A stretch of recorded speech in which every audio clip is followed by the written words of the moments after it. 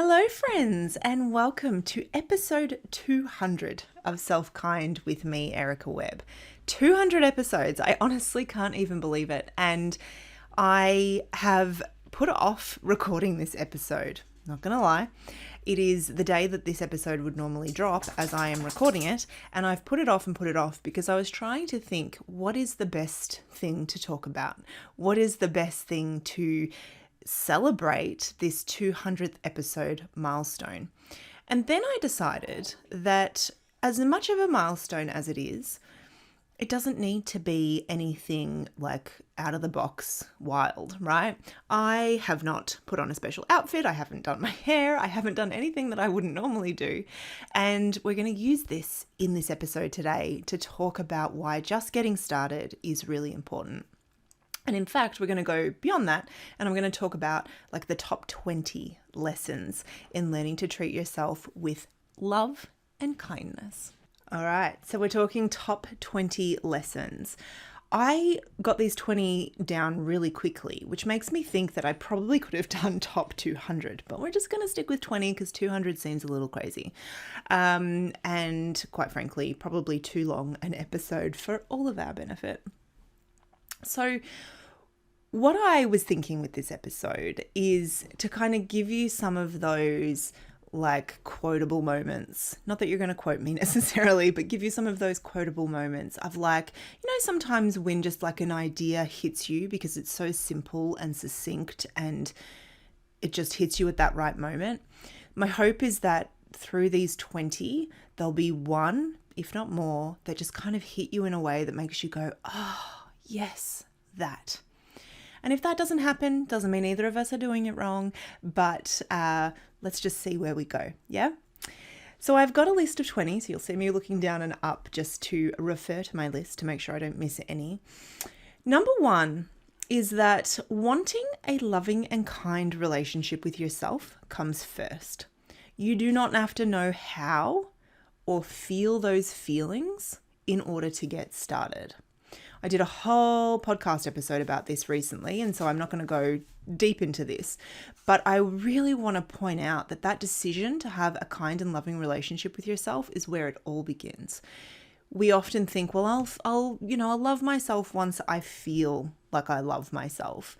And sometimes it's really just that desire. It's like, you know what? I want that for myself. I want that relationship with myself for myself. Number two, in line with me procrastinating to record this episode, you cannot wait for the perfect time. I mean, you can wait for the perfect time, but you will just simply be left waiting.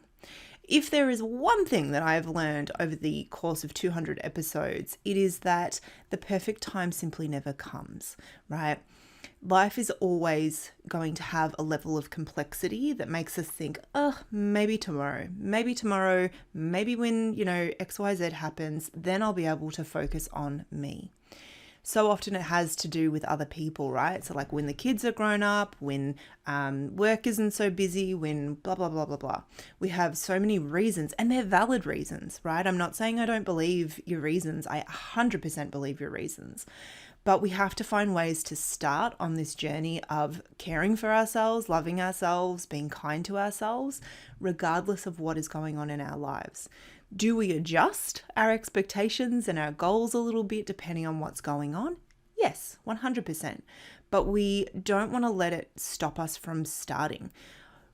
Waiting for the perfect idea to start this 200th podcast episode, I'll tell you where that got me. It got me late. Right? It just got me behind schedule. And that's fine, right? I am a big believer too. I had a big headache on the day that I would normally record, and I'm a big believer in not pushing through that. It might have been a pretty rubbish podcast because I would have just been sitting here with my head in my hands. So there's reasons to put things off. But if you find yourself putting off your own self-care over and over and over again, I invite you to find a way to make something work, a small something work in the reality of what life looks like now. Number three, it will not be easy all of the time, or even most of the time. Loving yourself and offering yourself kindness isn't always the easiest path. there's a reason, right, where why we as humans often ignore the way that we feel, ignore our desires, ignore our feelings, ignore our bodies, because sometimes the path of least resistance is just obviously the easier one, but it isn't always the one fueled by kindness and love. And so don't expect loving yourself, going down that path of kindness towards yourself will be one that doesn't have bumps and resistance and doubt, because it will. Number 4, knowing where you find joy and seeking it out is a big deal. When you experience more joy, when you follow more of your own inner desires, you will be, by default, offering yourself more kindness. Know where you find joy, seek out joy, figure out what brings you joy by trying things, right? And giving them a go, and then seek them out every day. It doesn't have to be big. It can be, just like sitting and really enjoying your coffee, watching a certain thing happening, in nature, whatever it is, figure out what brings you joy and be intentional in seeking it out. Number 5, your mean inner voice doesn't have to drive your actions and behavior, even though it might feel like it does. You do have a choice, even if that choice feels hard. This is where we continually come back to, what is my commitment towards myself? What is my commitment in regards to my relationship with myself?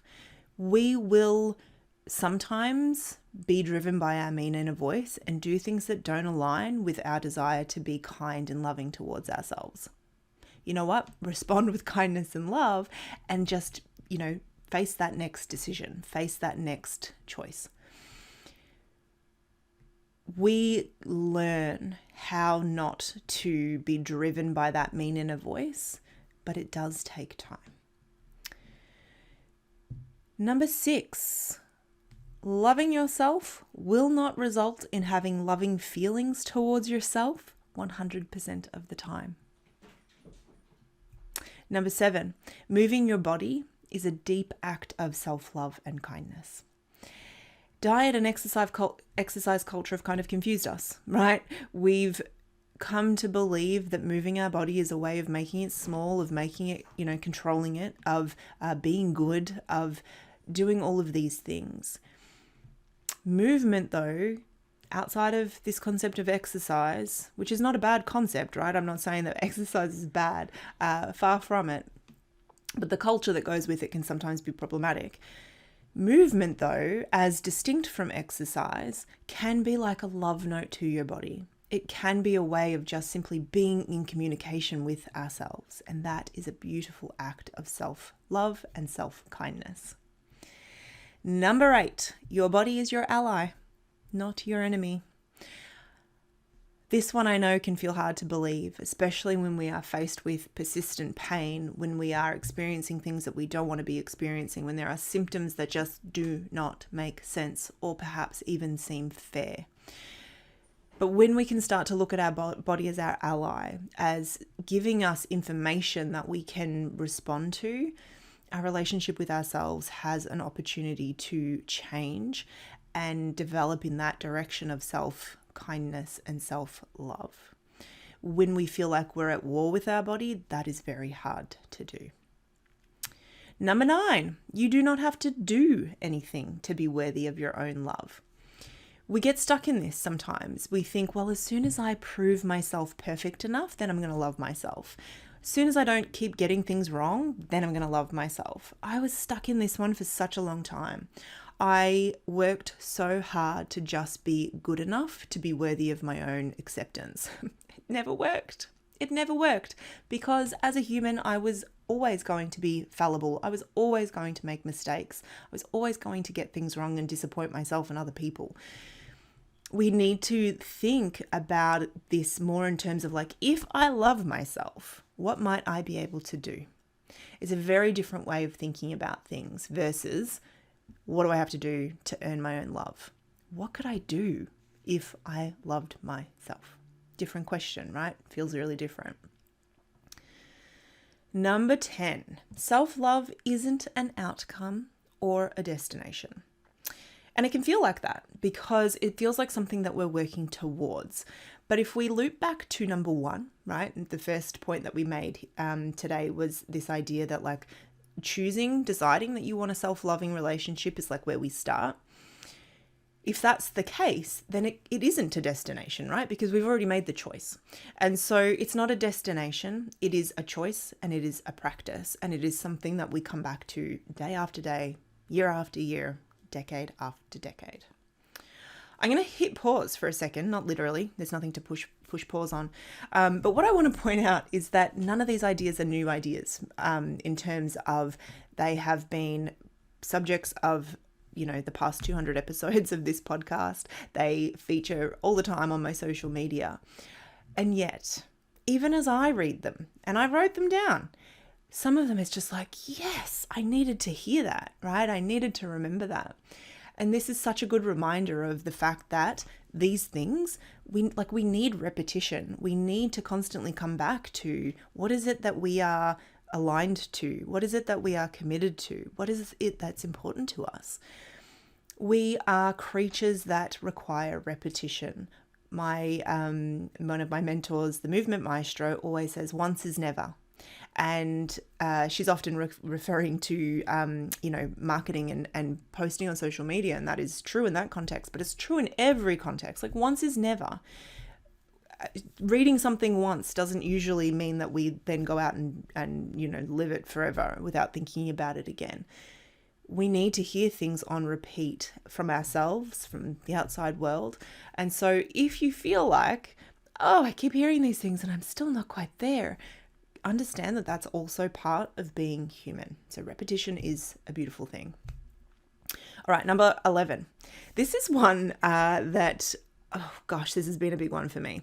Your suffering doesn't help anyone else out of their suffering. And your joy doesn't steal joy from anyone else. This is such a big one. Your suffering doesn't help anyone else out of their suffering. This can be so complicated because we do a lot of comparative suffering, right? And we think, well, my friend, Jody down the road is suffering harder than me. I can't be joyful because that's going to somehow, take away from her capacity for joy. Or if I am experiencing joy, is that going to somehow offend the person who is suffering? Or if I suffer hard enough, can I sort of like take away somebody else's suffering? Like it just doesn't work like that. And yet so often that is really kind of what we're doing. And so really understand that your suffering doesn't help anyone else out of their suffering, and your joy does not take away from anyone else's joy. And so if we can kind of like bring our eyes back to our own path, what is it that we need, right? What is it that supports us? Yeah. I have so many more things I want to say about that one, but this is going to be like a quick through the list. So perhaps we'll do another episode on that. Number 12, your feelings when someone else engages in self-care or rest will give you a very good clue about what you really feel about self-care and rest. This, I think, is particularly true when that person who is engaging in self-care or rest is your partner. It isn't exclusively true though, and I know, it's not exclusively true. However, when someone around you, someone close to you, engages in self-care or they rest, how do you react? How does it make you feel? I don't always love it. I'm not going to lie. Sometimes when I see my husband in particular do things that are like resting, when I'm like, trying to clean up or trying to do whatever, it really annoys me. It really ticks me off. These days though, I'm able to go, oh, that's interesting. I feel like because I'm working hard, so should he, or because this, so should that. And the truer reality is that my priority in that moment is different to his, and that in some ways his decision to rest is giving me a clue about what I really feel about rest and what like that underlying belief is. So much of our behavior is driven by these beliefs that we're not even necessarily fully consciously aware of. But I think that sometimes being aware of like how you react to somebody else's rest and self-care can be really telling. And we can get curious. This is not to say get judgmental about it towards yourself or anyone else, but like get curious. Get curious. Oh, isn't that interesting? Them resting is like pushing all of my buttons right now. That's really interesting. And we can give ourselves space to get curious about what might be underneath that. Because if you're finding it hard to rest, chances are that when someone else near you does it, it doesn't feel very good. So an opportunity to get curious. Number 13, a lot of the stories and challenges we have around self-care, self-love, and rest are established when we're really young. And so in a lot of ways, it's not your fault, right? Like you have been conditioned into having these beliefs from the time that you were very young. However, you're the only one who gets to choose to like write a different story. And this is where it gets complicated. It's like, it's not your fault, right? Like society, your family, the culture has taught you very specific ideas about what it means to love yourself, care for yourself, and rest. And it is not enough usually for someone to say, well, they're not true, for you to then be like, oh, okay, well, I'll just rest then. It doesn't tend to work like that, right? We have to kind of like form a new belief. We have to provide ourselves with evidence for the fact that that is true. But even though you didn't necessarily participate as a knowing, consenting participant in building that belief, you're the only one who can then make a decision that, you know what, I don't want to subscribe to that anymore. I'm actually going to change my story. I'm going to change that belief. And so that's where we start to, do things that allow us to question that belief and move in the direction of something that feels more supportive for the relationship with ourselves that we want. Number 14, balance is a myth. This idea of work-life balance, it is a straight up myth. This idea of balance being a kind of end result, passive state, destination, it's a myth. Be more interested in the act of balancing. It requires this idea of balancing, and this is another topic that we've done an entire episode on, but this idea of balancing asks us to be curious, right? So much of this stuff comes back to curiosity. It asks us to be paying attention to like, how am I feeling? What do I need? Where is the balance right now, right? Where perhaps am I lacking in support or rest or care or whatever, and how can I kind of take actions to be in this state of balancing? If we are constantly on the pursuit for this idea and destination of balance, we will forever feel like we are failing because it is not a thing. And if you stand up now, I mean, if it's safe, it might not be. So if you're driving, ignore me. If you're, doing something where you can't stand up, ignore me. But if you stood up now and you stood on one foot and you paid attention to what you were feeling in your body, you would notice that balance isn't, a stable, it is not an unmoving thing, right? When we balance on one foot, there's lots of small movements going on. Your body is adjusting and correcting and finding ways to stay on that one foot that are not just pure stillness. And it's such a good example of the fact that balance in our lives is the same. It's these little adjustments, little or big, right? It's these falterings. It's these like falling over and realizing, okay, what do I, maybe wearing my high heels wasn't the best way to balance. It's making those adjustments, shifts, and changes as we go. But balance itself, straight up myth. Number 15, you're not doing it wrong. And it can be whatever you like. Humaning. You're just doing it. You're being a human. It's messy. It's uncomfortable. It's beautiful. It's confusing. It's delightful. It's all of those things sometimes in the exact same moment. But when it comes to, doing life, being human, it can feel so easy to, or it can be so easy to fall into the trap of feeling like, oh, everyone else has got this figured out and I have got this wrong. I am doing this wrong. What if you're just doing it? And like this idea of balance being a myth, notice that it just requires us, and I say just quite flippantly, but it requires us to be in relationship, right? We're in relationship with ourselves and obviously in relationship with other people as well. But that relationship with yourself is, I think, for sure, the most important one. And so having compassion in the face of feeling like you're doing it wrong and realizing that, you know what, this is just being human. Being human is not tidy. It is not linear. It is not, a simple activity. And so, no, you're not getting it wrong. You're just doing it. Number 16, pay attention to when you are shoulding on yourself. I did a post back when I turned 40, like a month and a half, well, nearly 2 months ago now. And it was like a list of 17 things that I've learned in my 40 years. Obviously I've learned more than 17 things, but anyway, one of them was shoulds are shit. And it was the most loved point on there. And I stand by that. Shoulds are shit. Get a better reason for doing something than should. Anytime we utter, oh, I should, oh, I really should be doing blah, blah, blah, blah, blah. Oh, I know I should be blah, blah, blah, blah, blah. And we all do it. I do it too. Let that be like oh, look at that. I just should on myself.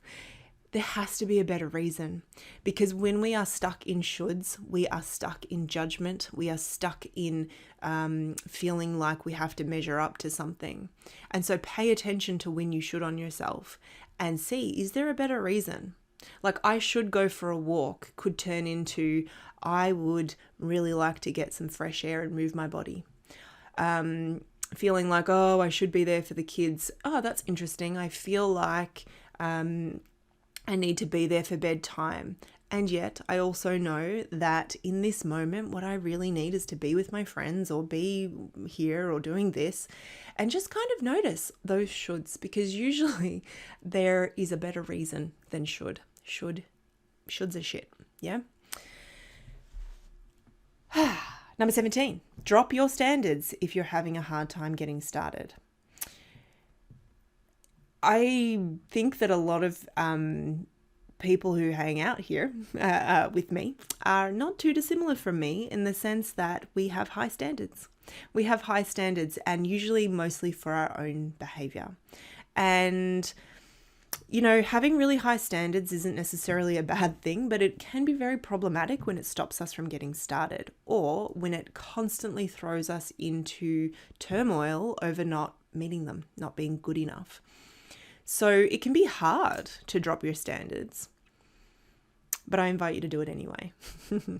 The bar can go much, much lower than you're setting it.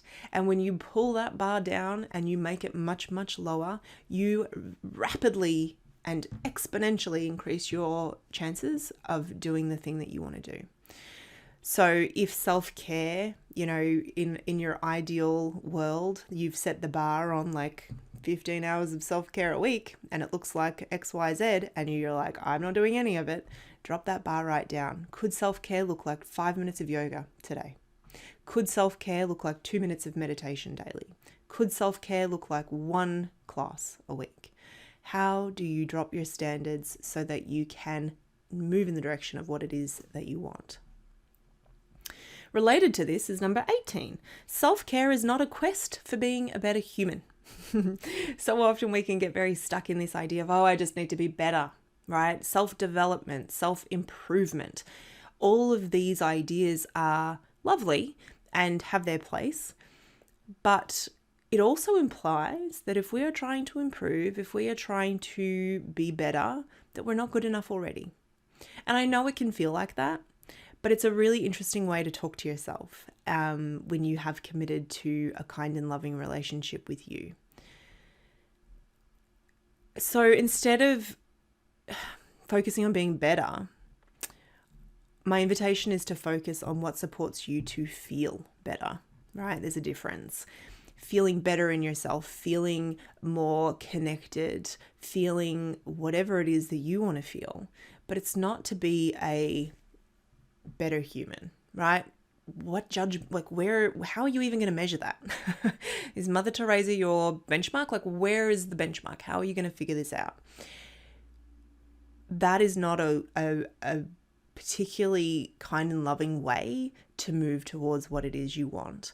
Yes, you can grow. Yes, you can develop. Yes, you can change. Yes, you can have your sights on different ways of behaving or feeling or being. But recognize that in this moment, just as you are already worthy. You do not have to be better in order for that to be true. Number 19. What feels loving and kind to you is what matters most. So go after your version of what that is, not a borrowed version from someone else. I find this really interesting as a movement teacher, and particularly in the world of like yoga and Pilates. There is this idea that like, well, if you don't love it, you just haven't found the right teacher yet. And I mean, there may be some truth to that, but also just because, your bestie loves yoga doesn't mean that that has to be the thing for you. Go after your version of joy. Go after your version of what feels loving and kind, and trust that, right? I love getting on the basketball court and playing basketball. I love going to my weekly roller skating lessons. But a lot of people in my life would not come and do that with me because it would not feel loving, kind, or joyful to them, right? And that's fine. It doesn't mean that there's anything wrong with them. It doesn't mean that there's anything wrong with me. We all just need to go after the version that makes sense for us. And that comes back to previous point number, whatever it was, about like, know what brings you joy. Trust that, right? Go after it. Be intentional. And number 20. I feel like this might be a double up. Maybe, but that's okay. It's an important one, so we're going to double up anyway with different words. Number 20, give yourself the gift of starting small. So this is the same, I guess, as dropping your standards, but it bears repeating because this one is hard for us to get. Give yourself the gift of starting small and starting simple. You're likely getting in your own way a lot of the time when it feels hard to get started because the complexity of what you're aiming for is just too big. Our brain likes small changes, and the reason for that is because it's always seeking safety, right? Your brain is a safety scanning machine, and change is potentially threatening, right? Even if it's something that you love, even if it's something that's joyful, even if it's something that is delightful, there is something about change that is challenging for the human brain. And so we make it easier so that we get success, so that we get those wins, so that we feel the feelings associated with meeting ourselves with love and kindness. And so please give yourself the gift of starting small and simple. It can be 5 minutes of movement, 3 minutes of meditation, 1 lap of the block, 1 trial class of, that skating class or the basketball program or the yoga that you've been thinking about, and you think maybe that's going to be joyful for me. What is the small and simple thing that you can do? Your brain will love the simplicity of a smaller action done with repetition. Consistency over time is going to yield much better results than feeling like you have to get it perfect and, complicated from the beginning. So there we go, 20. I won't run through them again because that was 20 and that would take us twice as long. But that's the 20 things. And like I said, I got through all 20 really quickly when I was writing them down, and I thought I could go to 200. I could totally go to 200, but I'm not going to do that. But I would love to know which one of those, hit you today with love, of course, hit you with love, enveloped you in love. And what you would add, right? What would you add? So come over and find me on Instagram. I'm at Erica Webb _SelfKind. And I really would like to ask you for a favor today. I cannot believe that we have hit 200 episodes. This is actually a really good example of like starting small and simple. I did not have my eye on 200 episodes when I hit publish on that first one. 1 episode at a time is how I got to 200. And what I would love for you to do is to help me to get to the next one, right? And to have more people listening if it would be supportive for them. So if you would be so kind, I would really appreciate it if you would share the SelfKind SelfKind with Erica Webb is what the podcast is called, but if you would share that with someone that you think it could help, someone that you think would find it supportive. I would love it if you would subscribe on your player of choice, and I would super duper love it if you would leave a rating and a review. It does a thing to the algorithms, I believe, that makes it easier for other people to find, because the algorithm says, hey, people want to listen to this, let's show it to more people. And that would be such a wonderful gift on this 200th episode. So thank you in advance. And thank you for being here. Whether it's episode number 1 for you or episode number 200, I am so grateful for every single listen. It does not escape me how incredibly significant it is that you put me in your ears. And I love being here. It's lovely. And I can't wait to spend more time with you doing exactly that. So thank you so much for being here. Thank you for sharing. Thank you for subscribing. Thank you for rating and reviewing. And I will see you again next week.